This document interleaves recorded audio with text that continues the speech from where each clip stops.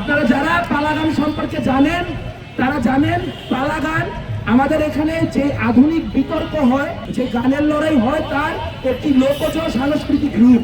সেখানে নারী পুরুষের পালা হয়, সেখানে সুতসারির পালা হয়, সেখানে জীব পরমের পালা হয় এবং প্রত্যেককে একটি পক্ষ আরেকটি পক্ষের সাথে সওয়াল জবাব করতে হয়। এটি অত্যন্ত পুরাতন নীতি। যখন জীব পরমের পালা হয় তখন যিনি জীবের পক্ষে পালা গান করেন তিনি পরম করুণাময় সৃষ্টিকর্তার নানান সীমাবদ্ধতা বা নানান স্ববিরোধিতা বের করার বা সেগুলো নিয়ে প্রশ্ন করার কাজ করে।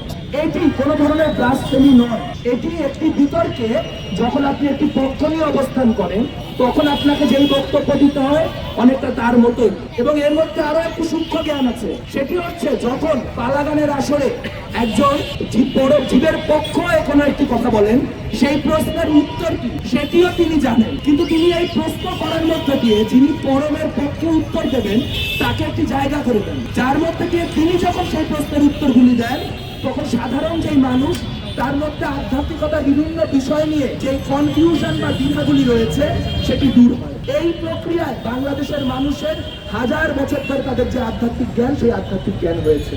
যখন আমরা আজকে কথা বলছি তখন ফেসবুক মারফত জানতে পারলাম জাতীয় নাগরিক পার্টির একজন নেতা, তিনি এককাল একজন শ্রমিক সংগঠক ছিলেন, আমাদের কমরেড ছিলেন, আরমান হোসাইন।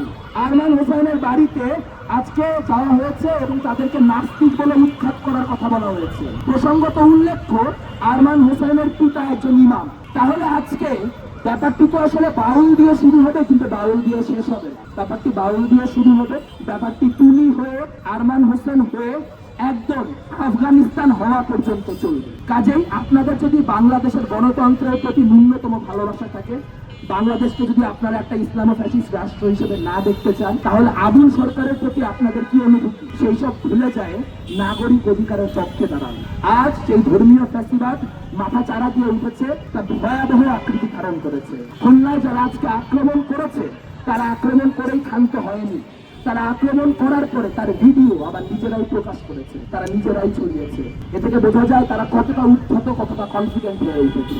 সোজা দাঁড়িয়ে বলতে চাই, যখন আওয়ামী লীগ আমলে আপনারা লুঙ্গির নিচে ছিলেন তখন এই মানুষগুলা নিয়ে আমরা আওয়ামী লীগের সামনে ঢাল হয়ে দাঁড়াইছিলাম, যার কারণে বাংলাদেশের মানুষ রাস্তায় নামতে কনফিডেন্স পাইত। মানিকগঞ্জে আবুল সরকারের 10,000-এর উপরে ভক্ত আছে। আজ আমরা এই মাটিতে দাঁড়ায় থাকি, আমরা মাথা নত না করলে, আমরা আক্রান্ত হওয়ার পরেও মিছিলে ফিরে আসলে, আমরা মিছিলে আবার আক্রান্ত হলে, আমরা যদি এই লড়াই চালিয়ে যাই তারা মাঠে নামার সাহস পাবে। মনে রাখতে হবে ফ্যাসিস্টরা আমাদেরকে ভয় দেখানোর মধ্য দিয়ে দমন করতে চায়। যার ভয় নাই, যে ভয়কে জয় করতে পারছে, ফ্যাসিস্টদের তার বিরুদ্ধে কোনো অস্ত্র অবশিষ্ট থাকে না। আবুল সরকার নিঃশর্ত মুক্ত হওয়া পর্যন্ত আমাদের লড়তে হবে। যারা আজকে খুলনায় আক্রমণ করলে তাদের বিচার হওয়ার আগ পর্যন্ত আমাদের লড়তে হবে। প্রশ্ন হচ্ছে আজকে পালা গান তুলে দেওয়ার পায়তারা কার? পালা গান তুলে দেওয়ার পায়তারা হচ্ছে ডক্টর মোহাম্মদ ইউনূসের, যিনি জঙ্গিবাদের পাহারাদার বাংলাদেশে, যিনি বাংলাদেশে উগ্রবাদের পাহারাদার এবং একই সাথে IMF এর পাহারাদার। সেই পাহারাদারের নেতৃত্বে যখন আমরা দেখলাম 24-এর অভ্যুত্থানের পরে আমরা একটা অন্তর্ভুক্তিমূলক সমাজের কথা বলেছিলাম, সেখানে বাউলদেরকে ক্রমাগত ভিলিফাই করা হচ্ছে। আবুল সরকারের একটি ছোট্ট ক্লিপ ব্যবহার করে কোনো কনটেক্সট ছাড়া সেটি সব জায়গায় প্রচার করা হচ্ছে। আপনারা যদি এই খেলা খেলতে থাকেন তাহলে আমরা এই খেলা খেলতে বাধ্য হব। আজকে আজাহারির একটি ভিডিও সারা ফেসবুকে ভাইরাল হয়ে আছে, চাইলে সেটা নিয়েও মামলা করা যায়। যদি ভদ্রভাবে না করেন তাহলে এই বিষ কিভাবে আপনাদের বিরুদ্ধে ব্যবহার করতে হয় এটা আমরাও কিন্তু জানি। জামাতে ইসলামীকে একটু মনে করাই দিই, তারা যেন ভুলে না যান তাদের নেতৃবৃন্দের বিরুদ্ধে প্রাথমিক মামলাটা ধর্মীয় অবমাননার কারণেই হয়েছিল।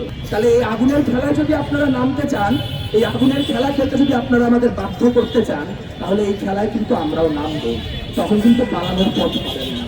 একটা কথা স্পষ্ট করে বলা দরকার, আপনারা ইতিমধ্যে জানেন খুলনায় আজকে গণতান্ত্রিক ছাত্র জোটের যে মিছিল, সেই মিছিলে ছাত্র শিবিরের সন্ত্রাসীরা, আপ বাংলাদেশের সন্ত্রাসীরা, তারা এনসিপির সন্ত্রাসীরা তারা আক্রমণ করেছে এবং তাদেরকে শনাক্ত করা গেছে। আমরা এমন একটা মুহূর্তে দাঁড়িয়ে আছি যেখানে যারা গণতান্ত্রিক শক্তি তারাও সাহস করে নিজেদের কথা বলতে পারছেন, আতঙ্কে হচ্ছে।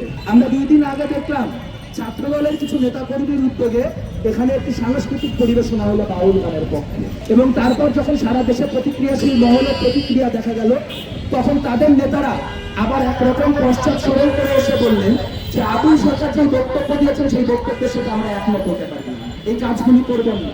তাদের যে চিন্তা, তাদের যে ন্যারেটিভ, তাকে কোনো ধরনের ভ্যালিডেশন দিবেন না। আপনি 1 ইঞ্চি দিবেন, ফ্যাসিস্টরা 1 মাইল জায়গা কায়রে দিবেন।